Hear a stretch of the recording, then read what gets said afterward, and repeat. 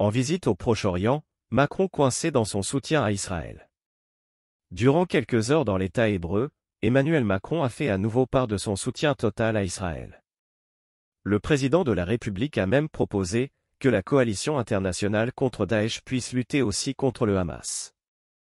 Au milieu de cette rhétorique, la question palestinienne, elle, semble secondaire.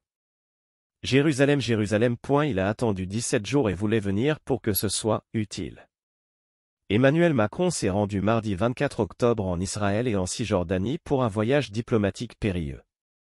La veille, l'Élysée faisait savoir qu'il s'y rendait avec dans son bagage la volonté de relancer un véritable processus de paix, et que le seul moyen d'être utile, c'est 1. D'apporter de la solidarité à Israël, 2. De prendre des engagements très clairs contre les groupes terroristes, et 3. De rouvrir une perspective politique. Après une dizaine d'heures sur place, le premier but est tout à fait rempli, le second un peu moins, le troisième quasiment pas. Le constat n'est pas nouveau. La France n'est plus un acteur de premier plan dans la région. Depuis son arrivée au pouvoir en 2017, le président de la République a poursuivi la politique entamée par Nicolas Sarkozy de rapprochement avec Israël et les États-Unis, mettant à mal la position traditionnelle de Paris en faveur d'une solution à deux États.